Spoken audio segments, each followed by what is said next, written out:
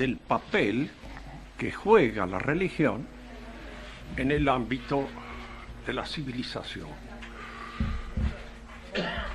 Recordamos que una civilización es una sociedad. Indudablemente puede coincidir, y ha habido civilizaciones que han coincidido con una sociedad política, con un Estado nacional que tiene una organización determinada. Pero puede suceder que una civilización abarque muchas asociaciones de esa naturaleza y entren en su composición diversas naciones y diversos estados. Lo que distingue en general a la civilización es el estilo de vida. Y este estilo de vida se manifiesta no solamente en lo que constituye la estructura básica del orden civilizado, que es el matrimonio, la organización familiar, sino también aquellas actividades propias del espíritu humano a las que podemos considerar, para facilitar el esquema, en el número de 5: política, arte, ciencia, economía, y la idea que el hombre se hace de su propia realidad. Dejamos de profeso de lado toda referencia a la religión como si fuera una actividad más del hombre, junto a la política, junto al arte, junto a la ciencia o junto a la economía. Porque si nosotros tomamos en consideración lo que opina la tradición religiosa y en general los hombres que están adscritos a una tradición religiosa, observaremos que para ellos la religión vale en la medida en que es algo revelado, que no es el producto de la actividad humana, sino algo que viene de arriba, que viene de Dios mismo. Porque para que la religión cumpla su papel religador del hombre con el absoluto, es imprescindible que el movimiento sea dado por Dios y no que surja exclusivamente del hombre. En una interpretación puramente racionalista, la religión surge del hombre, es el hombre el que la crea, es el hombre el que la inventa, es el hombre el que la produce, exactamente como produce su arte, como produce su ciencia, como produce su política o como produce su economía. De este modo, indudablemente, hay razón para pensar que habría muchas religiones, tantas como modalidades ha encontrado el hombre para establecer esta su relación con Dios. De acuerdo con lo que la tradición religiosa de todos los pueblos enseña, la religión no puede ser varias, tiene que ser una, la que Dios ha propuesto al hombre. Es indudable que esta religión que Dios ha propuesto al hombre no tiene a través de la historia un contexto preciso, definido y único. Hay que buscarlo, hay que precisarlo. Fíjense que esta fue, en alguna medida, la tarea que se propuso la filosofía, según entiendo yo. La filosofía nace en Grecia y nace con la socrática. El propósito de Sócrates fue descubrir, mediante la razón, aquello que era digno de los dioses. Y el objetivo era hacer este descubrimiento dejando de lado todas aquellas superfetaciones que se habían añadido en el curso de la historia como intromisión propia de los poetas en su interpretación del acervo tradicional religioso. Es decir, había en Sócrates la idea de que era posible descubrir el filum religioso auténtico mediante el uso de una razón que estuviera de por sí sometida a este tipo de conocimiento tradicional. Sócrates, a pesar de los esfuerzos que puede haber hecho Nietzsche para dar de él una interpretación como si fuera un racionalista avant la lettre, no era un racionalista. Era un hombre que buscaba qué es lo que es propio de los dioses, qué es lo que corresponde a la divinidad. Indudablemente esto que dicen los poetas a través de los mitos a veces no es digno de la divinidad. Y al no ser digno de la divinidad, es posible a nuestra razón descubrir aquello que es digno de la divinidad. Yo creo, y puede ser que estuviera equivocado, pero que este es el propósito fundamental de la filosofía. Descubrir cuál es el verdadero sentido de la divinidad que los hombres anteriores a nosotros, me pongo en la posición de Sócrates, conocían y que nosotros hemos perdido como consecuencia de esta intervención caprichosa, antojadiza, que han tenido los diferentes transmisores de la religión al permitir este acervo, este contenido tradicional.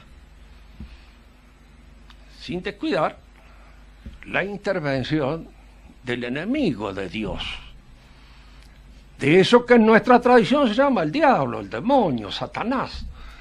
Para todas las tradiciones este enemigo de Dios existe, está.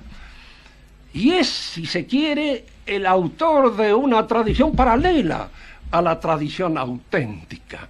Y esta tradición paralela a la tradición auténtica es una tradición malvada. Es curioso que la mayor parte de los que estudian o analizan las sociedades primitivas, de esos que los franceses llaman etnólogos y que los americanos llaman antropólogos físicos, que estudian la antropología primitiva, descubren siempre en las sociedades primitivas estas dos tradiciones.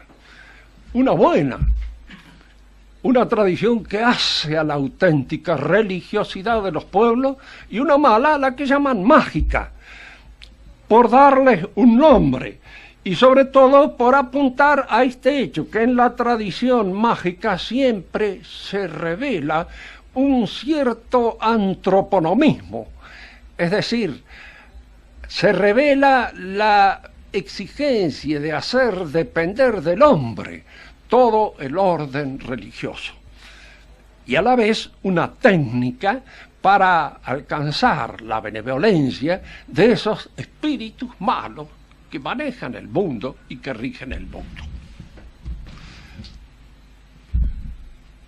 Hay frente a la religión, como señalábamos en nuestra conversación anterior, dos posiciones contrarias.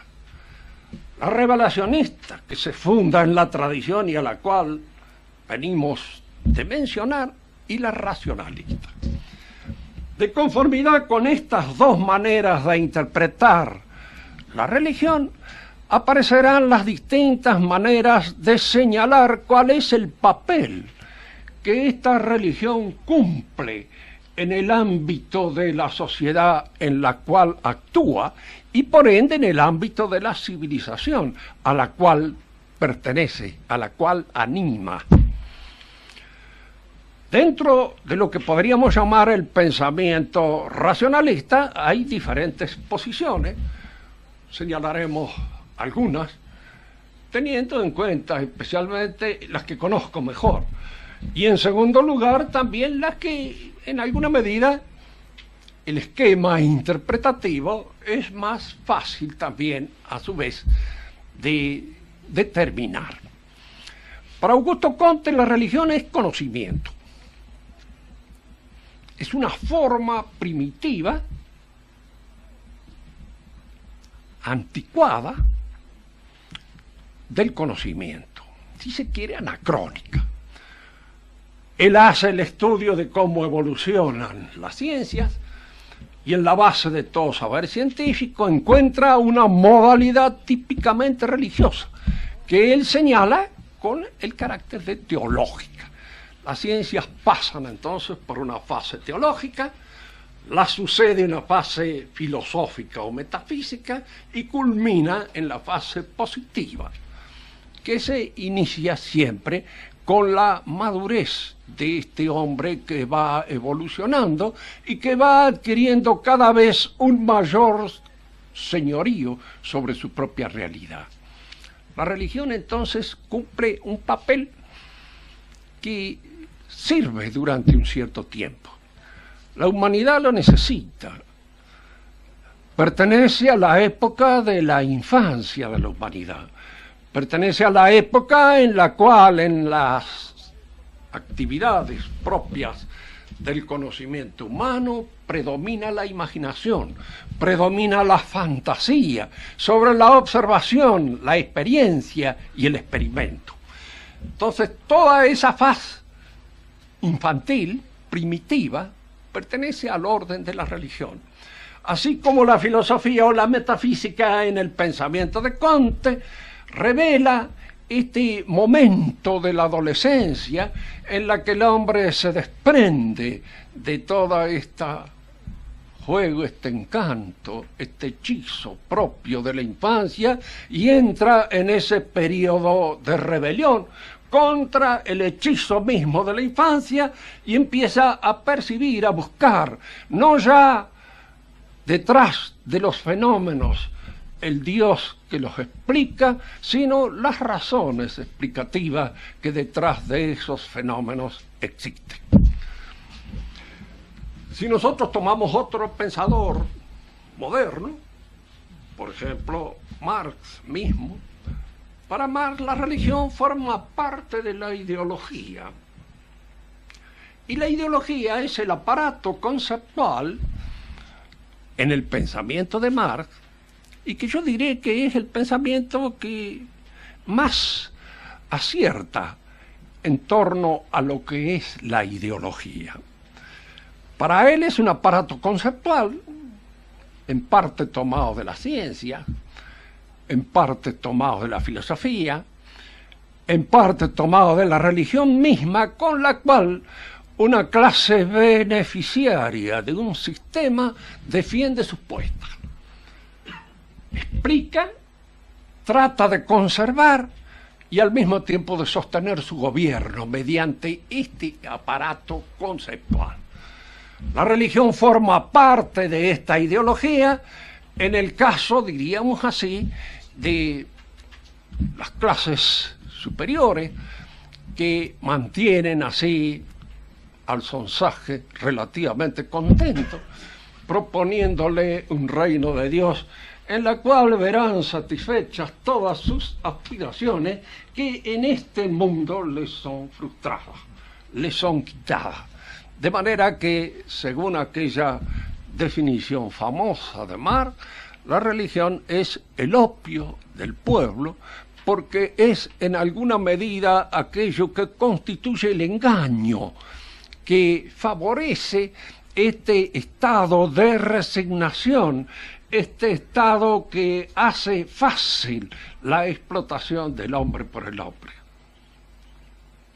Vayan a hacer acá, como sucedía en un chiste que estaba muy de moda en la Unión Soviética, cuando le preguntaban a un alumno ¿qué es el capitalismo? Y este respondía: la explotación del hombre por el hombre. Y el comunismo, todo lo contrario. Que si ustedes lo dan vuelta, todo lo contrario. Sigue siendo la explotación del hombre por el hombre, porque no hay otra forma. Bueno, de cualquier modo, diríamos, dentro de este contexto que constituye la ideología, a la religión le compete este papel de ilusionar, de en alguna medida llenar la fantasía, la imaginación de la gente, con el objeto de hacerles aceptar resignadamente una situación vital que le es desfavorable. curioso advertir esto. Para Marx, en algunas oportunidades, no en todas, porque tiene a veces un buen conocimiento de la historia de Occidente. Y este buen conocimiento de la historia de Occidente no lo lleva a decir desatinos demasiado grandes, sino solamente cuando la ideología lo exige. Es decir, cuando no hay más remedio que referirse al sonsaje, la mayoría, la masa, la inmensa cantidad de los hombres, con el propósito de darles un cebo para que puedan digerirlo o tragarlo. Pero en general él considera que cuando la burguesía toma el poder, la religión se debilita. Y de hecho podríamos decir más, típica de la mentalidad individualista del burgués, del hombre de negocio, del hombre que de alguna manera está determinado por la valoración economicista de la vida, es una religión individualista. Es decir, es el protestantismo, pero no es la religión tradicional, vieja, porque ésta pertenece en el pensamiento del Marx al mundo feudal. El papel entonces que cumple la religión en este pensamiento es este papel de llenar los deseos, los anhelos del hombre de una vida mejor, mediante una ilusión, mediante una fantasía. Dentro de los pensadores modernos, al que más he concurrido es a Bergson. Como algunos de ustedes pueden saber, Bergson, de origen judío, nacido en Francia, fue uno de los pensadores más importantes del mundo francés de los comienzos de este siglo. Él escribió un libro, el último de los libros bien organizado, sistemático, que salió de sus manos, que se llama Las dos fuentes de la moral y de la religión, en donde él examina y estudia el papel de la religión de conformidad con el resto de su sistema, que yo me voy a ahorrar el trabajo de exponerlo en toda su latitud, porque nos llevaría mucho tiempo. Pero de hecho hay dos conceptos que es necesario traer a nuestra mente para ubicar cuál es el papel que él asigna a la religión. Para él el conocimiento humano, el conocimiento conceptual, el conocimiento que constituye la base de todo nuestro saber científico, tiene un objetivo práctico. Fundamentalmente es un conocimiento que nos lleva a la posesión del universo. Nos lleva, diríamos, a instalar sobre ese saber un dominio técnico sobre el mundo, un dominio técnico sobre todo el universo. Si nosotros examinamos el conocimiento dentro de esta perspectiva, tal como él lo examina, observaremos una cosa, que siempre hay entonces en el conocimiento una pretensión individualista, porque en esta posesión técnica y economicista del mundo, lo que vale de alguna manera son los intereses personales que la mueven y que constituyen su motor. Diríamos, para aplacar también nuestra curiosidad y darle una cierta razón a Bergson, no hay economía sin interés individual. Más el interés individual funda la economía.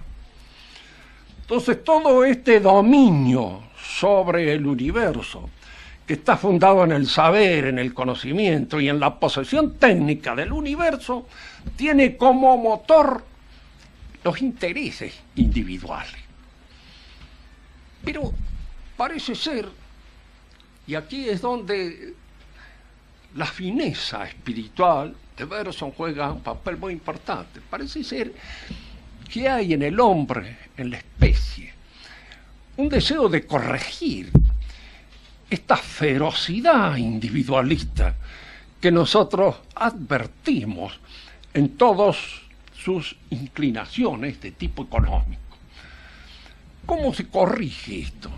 de qué modo la naturaleza misma del hombre, este elan vital que él observa como fundamento de toda la vida del hombre, corrige este defecto del hombre, corrige esta tendencia a hacer girar todo en torno a los intereses individuales. ¿Cómo lo corrige?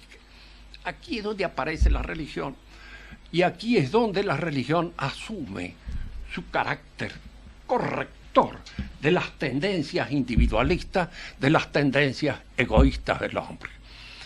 Bergson ha estudiado, en primer lugar, a los profetas judíos y ha estudiado también a los místicos cristianos. Para él la religión es la que del judaísmo culmina en el cristianismo. Sí, es la religión para él. Dice que actuó en la época en que los judíos eran perseguidos en Francia, en Alemania, en la época en el dominio nazi. Él no quiso, aparentemente, convertirse al cristianismo de una manera, diríamos, notable, de una manera sensacional, por temor de que de alguna manera se supiera de que él quería eludir esta persecución y eludir de alguna manera la responsabilidad que como judío le incumbía ante lo suyo. Y no aceptó esta conversión. Esta es una de las tantas versiones que figuran en torno a este pensador. Yo creo que en el fondo él no fue nunca del todo cristiano, es decir, le faltó la fe sobrenatural. Él tenía una interpretación de la religión que seguía siendo todavía racionalista. Él veía la religión en este impulso vital que hace que el hombre corrija los defectos propios de su individualismo y de su egoísmo mediante este recurso a la fe, al absoluto, que se revela tal vez también a través de este impulso vitalista que Bergson ve como fundamento de toda la realidad. Estas son las interpretaciones, muy sumarias, hechas por lo que, a mi criterio, son aquellos intérpretes principales del racionalismo. Nosotros tenemos que observar cuál puede ser la interpretación que surge de una consideración tradicionalista de la religión. En primer lugar, la religión nos pone en contacto con el absoluto, con Dios. Y Dios es la fuente de la vida. Es la fuente de toda vida. El ponernos en contacto con Dios, aún a través de la oración, es de alguna manera recibir esa influencia de vida espiritual que viene del absoluto. Nuestra civilización, aquella a la que nosotros pertenecemos, es una civilización que está fundada sobre la civilización grecolatina. Se habla ahora, cuando se refieren a nuestra civilización, de judeo-cristianismo. Yo he hecho notar en más de una oportunidad en mis conversaciones lo improcedente de esta designación.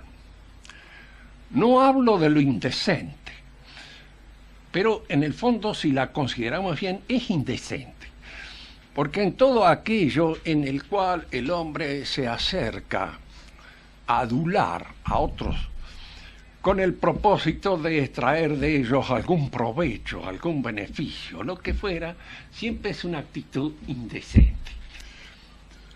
Nosotros no hemos surgido sobre la civilización hebrea. ¿Por qué? Porque la civilización hebrea tenía una característica típica de ella que no tiene la nuestra.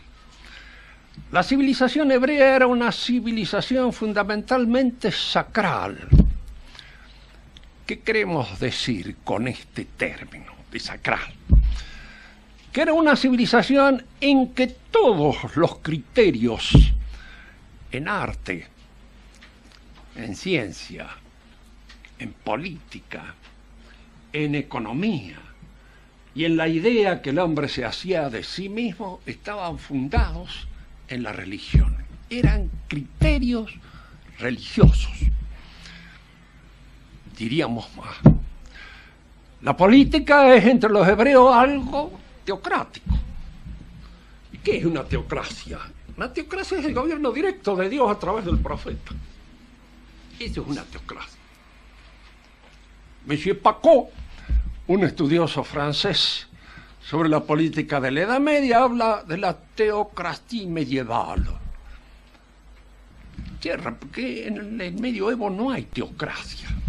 En esta civilización no hubo nunca teocracia. Hubo distintas formas de entender la cuestión política, pero esta cuestión política se dirimía con criterios políticos, no dependía de la divinidad. Si ustedes estudian o leen a través de la Biblia la historia hebrea, verán que en un momento determinado, por querer ser como las otras naciones, los hebreos quisieron constituirse en una monarquía. Entonces hablaron con su profeta para constituirse en monarquía. Y por la boca del profeta Dios se hizo escuchar y les dijo, bueno, muy bien, quieren una monarquía, yo les voy a dar una monarquía. Y van a saber lo que es una monarquía. Pero aún en este cambio de gobierno que se da del paso de los jueces, los reyes, al rey, a la monarquía, es un cambio que se opera en función pura y exclusivamente religiosa. El arte hebreo es arte sacral, más en aquello en que sobresalen fundamentalmente es en la liturgia y en todos los cantos que acompañan la liturgia. No hay un arte hebreo de otra naturaleza. La política es sacral, el arte es sacral. La economía está determinada de una manera clara y ajustada por todas las exigencias de carácter religioso. El sábado debe ser santo, se discute si se puede sacar al burro del pozo que se cae en el día sábado, etc. La forma de las cosechas, en la manera en cómo se debe proceder, todo eso está litúrgicamente determinado por la religión. Y diríamos más, la ciencia, el saber propio del hebreo, es una ciencia y es un saber religioso. Se es un doctor de la ley, y el que sabe es el doctor de la ley, el que conoce la ley. Ese es el sabio, ese es el conocedor. Nuestra civilización no es una civilización sacral. Así que esto es fundamental. ¿Qué queremos decir?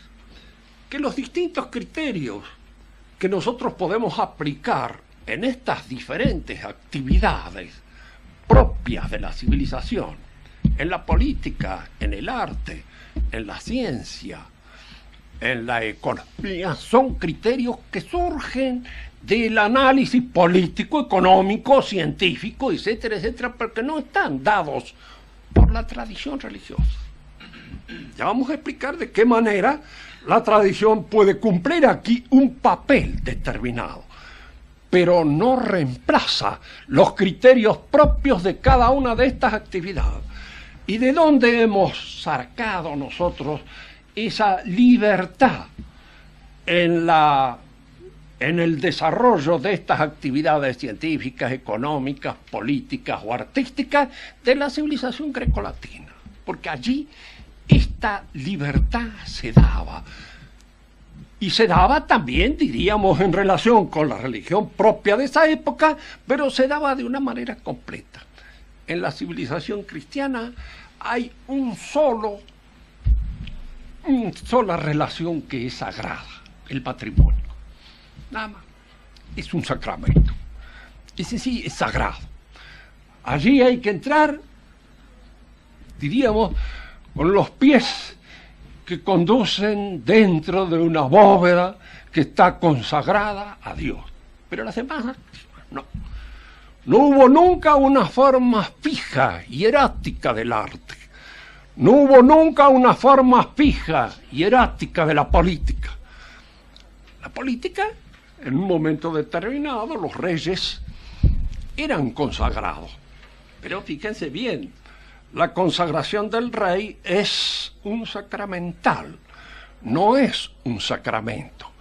Un sacramento depende directamente de Dios y un sacramental depende de la Iglesia, y en alguna medida la Iglesia lo utiliza con un propósito adscrito a su actividad misionera, de manera que los reyes en alguna medida participaban de esta actividad misionera de la Iglesia como obispos de afuera, así se les solía decir, porque el sacramental que recibía el rey era parecido al que se recibe cuando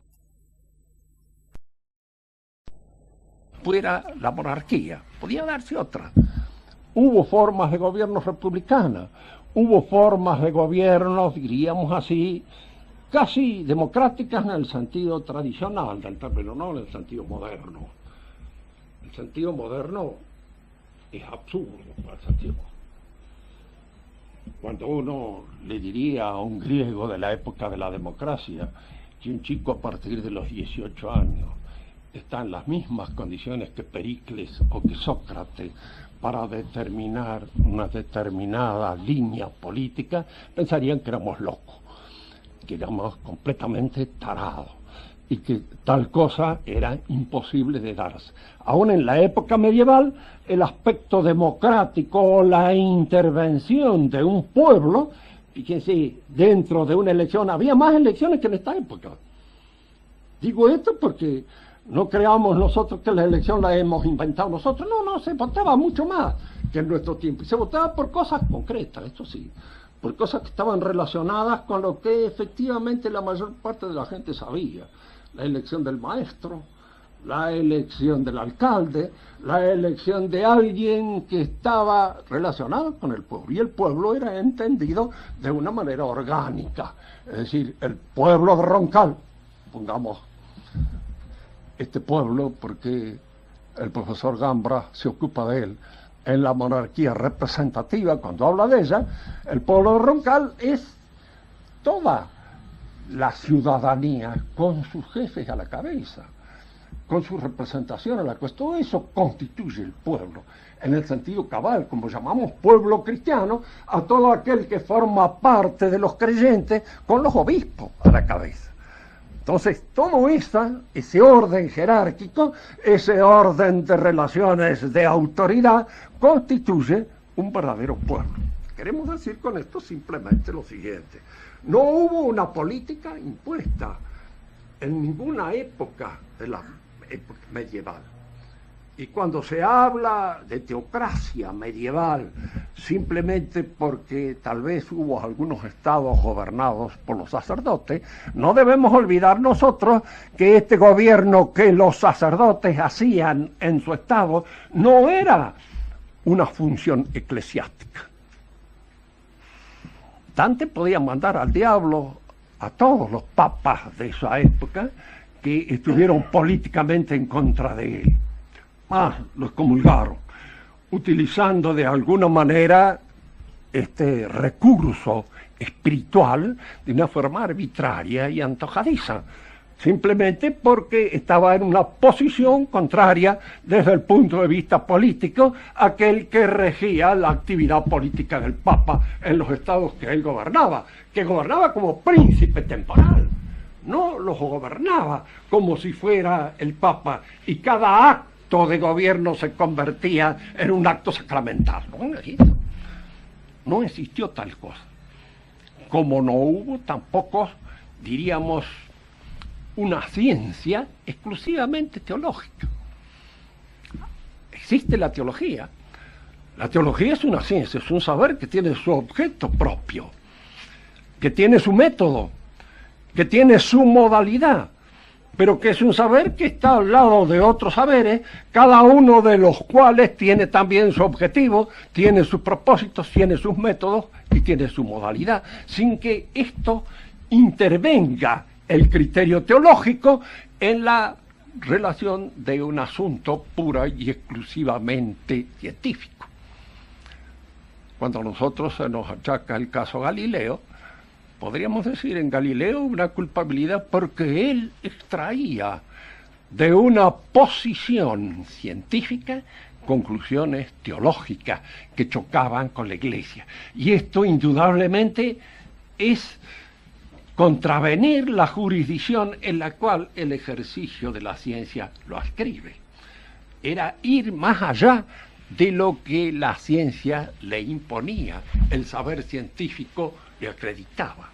No hubo nunca una intervención de lo teológico en lo científico. Son panoramas diferentes. Lo que sí hay, insisto, del absoluto de Dios, de lo que es Dios, se ocupa la teología. Y el absoluto no se puede encontrar de ninguna manera, diríamos, explorando los otros terrenos de la realidad. Tenemos un ejemplo más moderno y contemporáneo. Si yo quiero dar una interpretación pura y exclusivamente biológica del origen de la vida, pues probablemente tenga que recurrir al evolucionismo. Porque si no, tengo que decir, mira, hasta esta época no había hombre y de repente, ¡pum!, apareció aquí un hombre. ¿De dónde salió? Si yo quiero responder a esta pregunta biológicamente, tendré que decir, y habrá salido de alguno de los otros animales que existían allí antes que él.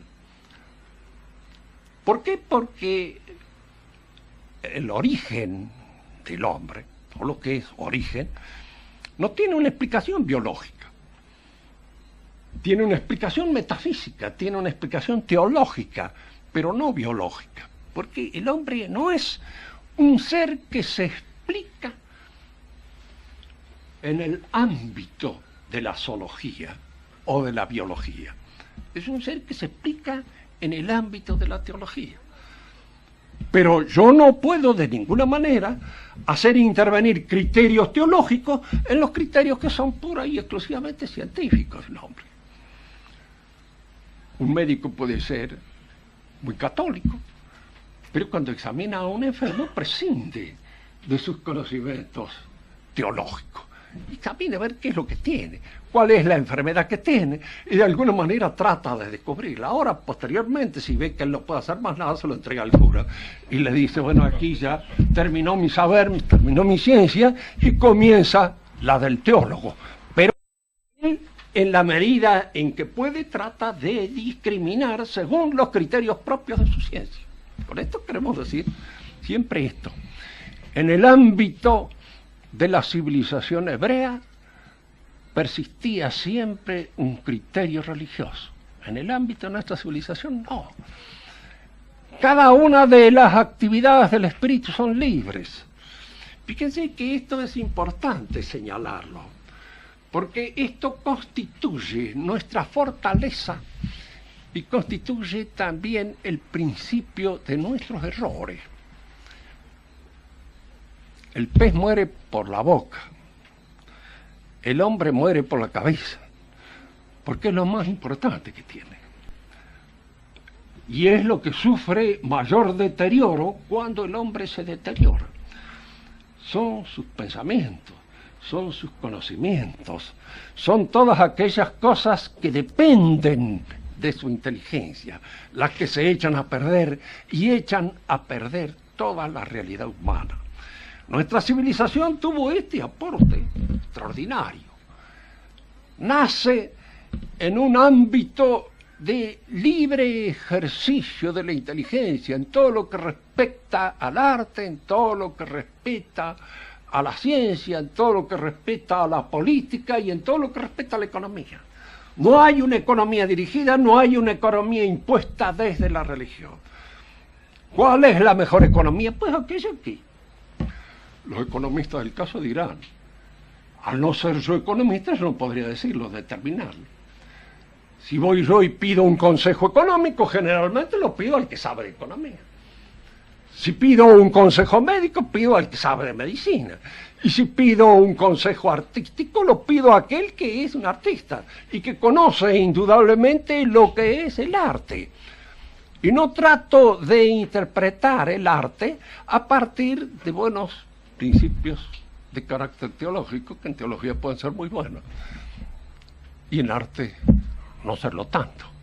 Fíjense que esto no quiere decir de ninguna manera que estas actividades del espíritu, a pesar de la libertad con que operan, sean absoluta y totalmente libres. No, no son absoluta y totalmente libres.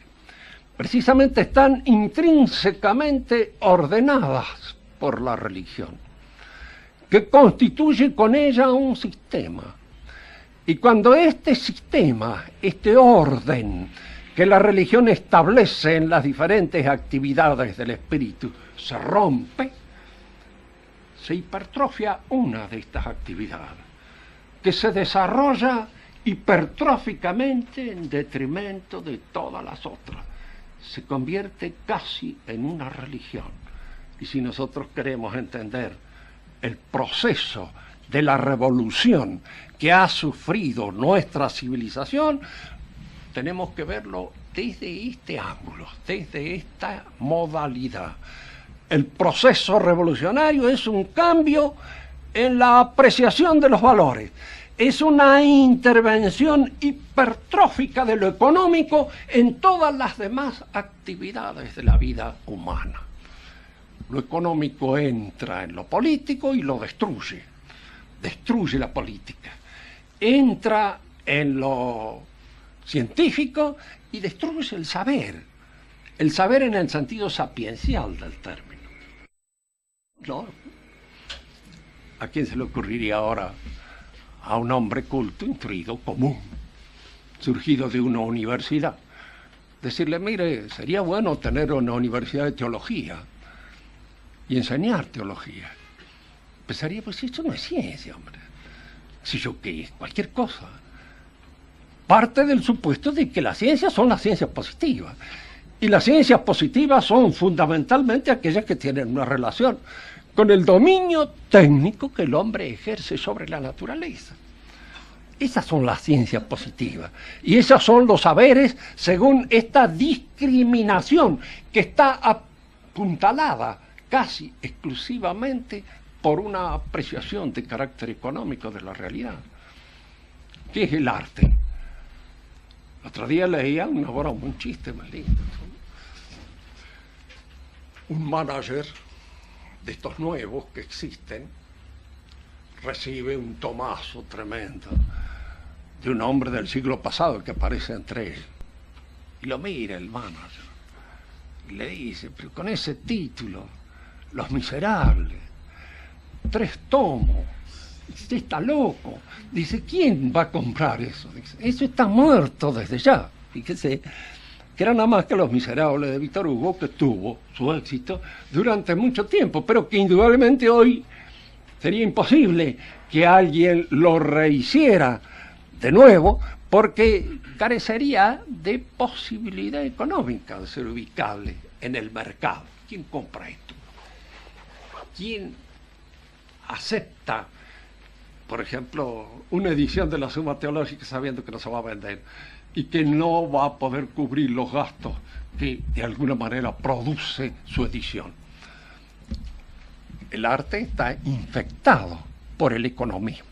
Y cuando los criterios económicos dominan, cuando los criterios económicos entran, diríamos, extorsivamente en los criterios propios de las ciencias, en los criterios propios del arte, o en los criterios propios, a veces hasta de la teología, ¿cuánto hay de los nuevos sacerdotes que le dicen a usted, no podemos predicar el Evangelio si antes no se soluciona la cuestión social y económica? Y la pregunta que uno le haría en función de Cristo sería, ¿y quién la va a solucionar, padre? ¿Quién la va a solucionar? ¿Qué hombre es el que la va a solucionar? Un hombre que no haya oído hablar nunca jamás del Evangelio, para nada. Diríamos, la solución no está primero en cambiar nuestra modalidad, en convertirnos, que es lo que nos enseñó nuestro Señor Jesucristo, para que las demás cosas se den por añadidura. Pero nosotros queremos las añadiduras antes que nada y por encima de todo. Y lo demás, si viene, viene. De hecho, diríamos así, nosotros vivimos en una civilización en que el papel que cumple la religión es el de ubicarnos en el centro de nuestra perspectiva humana cabal. La que nos dice, han sido hechos para servir a Dios, para conocerlo. De este modo salvar su alma y para nada más. Todo lo demás viene, si se quiere, por añadidura. Pueden ejercer la ciencia, pueden ejercer la economía, pueden actuar en política, pero no se olviden de esto, porque esto es lo esencial, esto es lo fundamental, y esto es lo que señala el valor determinante, porque todos los demás valores están subordinados a este. Y si no, piensen, por gusto, en cualquier momento en que se encuentren un poco desocupados, en organizar la vida por otro valor, que no sea el valor religioso. Piensen en organizarla por el valor económico y vean lo que resulta. Fíjense que los hombres, gracias a Dios, no son lógicos y todavía conservan de alguna manera ciertas actitudes de veneración que les impiden llegar a las últimas consecuencias de ciertas posturas económicas. Yo muchas veces he oído decir, sería bueno de que todos esos osamentas que hay en los cementerios sean utilizadas de alguna manera económicamente un poco más redituables. Si alguien le dijera a este mismo señor, miren, en el velorio de su papá, ¿por qué no lo vende para que lo hagan jabón? En vez de tener ahí esa cosa que se pudre, que no va para nada, ¿por qué no lo hace, no lo vende? Entonces él dirá, no, mi papá no, pero el papá suyo sí, y el papá de aquel y del otro sí, porque de alguna manera estos criterios entran, pero un poco a soslayo de nuestros afectos y de nuestras inclinaciones y disposiciones fundamentales. Cualquier intento que ustedes hagan de querer ordenar la vida en función de un valor que no sean los valores religiosos, verán lo que sale. Podemos vivir con criterios puros y exclusivamente científicos. Aquí es donde estaríamos como en la posición de Fino Quieto cuando el hermano le enseñó una radiografía, que parece que era la de él. Y Fino Quieto le dice, yo si fuera este pego un tiro. Y el otro pegó un tiro. Porque era de él, la radiografía. E indudablemente estaba ya en un caso terminal y oye, ¿y quiénes no están en caso terminal? Científicamente, ¿yo para qué estoy, hermano? ¿Podría alguien decidir, decir, este viejo, ¿por qué me lo sacan de aquí, hermano? Está estorbando, come, respira, echa a perder la ecología, y un montón de cosas que no concluye de una vez. Porque científicamente, ¿qué sentido tiene? ¿Qué tiene por venir? No. Y entonces, ¿a qué diablos de no? Y fíjense que esto sería perfectamente lógico, dentro de una lógica concluyente. Y no hablemos de criterios artísticos, que desaparecemos la mayor parte de nosotros por feos, del universo, mundo, que esto es lo que estamos haciendo. ¿A qué vivimos? La religión cumple ese papel. El valor. Y nos permite relacionarnos armónicamente, equilibradamente con los demás valores. Sí, es el objetivo. Y además de eso, funda esto que podríamos llamar el verdadero sentido de la vida, porque uno es, en esta relación con Dios, como uno se renueva. Aún en el caso en que uno ya se encuentre agotado, terminado, acabado, todavía hay un momento en el cual esta relación con el absoluto le permite una renovación. Y si esto es cierto, si es verdad que Dios existe, y si es verdad que ha impuesto una religión, resulta absurdo, de cualquier modo, no tener en cuenta todos aquellos focos en los cuales el hombre entra en relación directa con el absoluto por medio de la oración. Pienso en los monasterios, suprimidos a partir de la edad moderna en gran cantidad porque no eran productivos. había un montón de gente ahí que pasaba el tiempo rezando en vez de trabajar. Se le restaban brazos a la agricultura, se le restaban brazos a la industria. Pero no sirve para nada esta relación inmediata con el absoluto. No es un centro de vitalidad, no es un centro de vida el que estas cosas creen. Dejemos esto por el momento. Si ustedes quieren hacer alguna pregunta para aclarar algún punto que haya quedado un poco oscurecido. Sí, hay que hacer preguntas. A ver, Corvalán.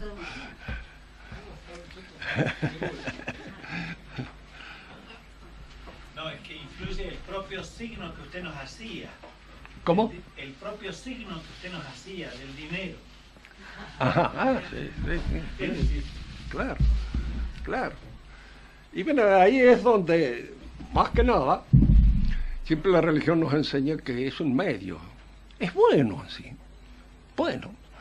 Hay cosas que aparentemente no son buenas ni malas, pero que bien usadas son buenas.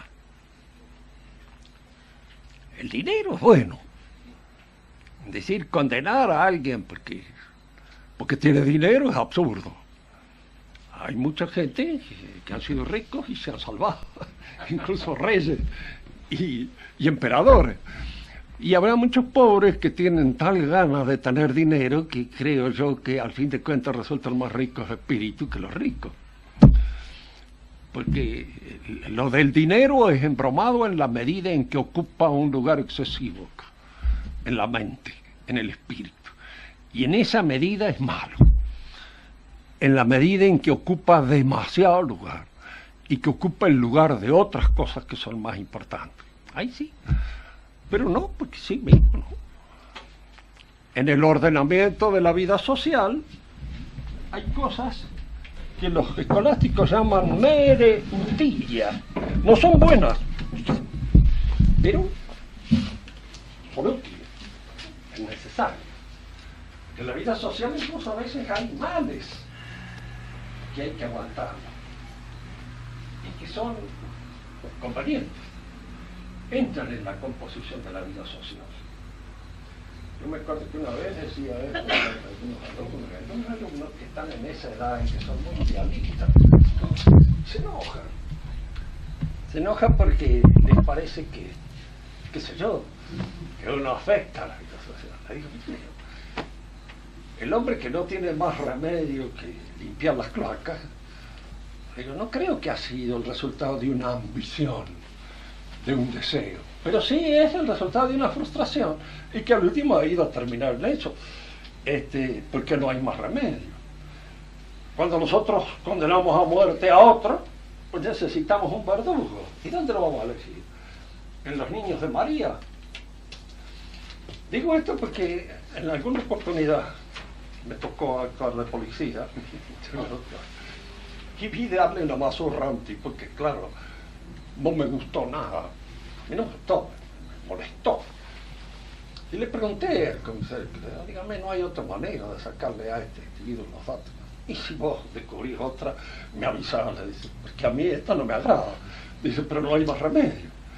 Le dice, mira, pibe, andate, estudia otra cosa, pero no te dediques a ser policía porque nunca vas a poder ser un buen policía. Para ser un buen policía hay que tener cierta dureza que vos no tenés, porque si no, no se puede ser, no se puede actuar en este ámbito. No puede operar bien un individuo que es blanco. Entonces, hay que utilizarlos, hombre, que se necesitan para tal o cual cosa, que en el orden social se precisa. Entonces, allí es donde el político debe utilizarlo, saber usarlo. Este mismo comisario que era, creo yo, muy gracioso, en que me decía ciertas cosas, dice, mira, si querés ligar el barro tenés que usar bosta, decía. No muchas, dice, que da mal olor, pero un poco hay que usarlo. Y en el orden social hay que recurrir a veces a esos elementos que pueden ser bosta en el terreno de la personalidad, pero que son útiles. y que aquí cumplen una función determinada. Y esta función determinada hace al sostenimiento del organismo en general, que es parecido al organismo humano. A fin de cuentas nos vestimos para ocultar ciertas cosas que mejor es no mostrarlas. Y en el orden social pasa a veces lo mismo. Hay ciertas cosas que son ocultas.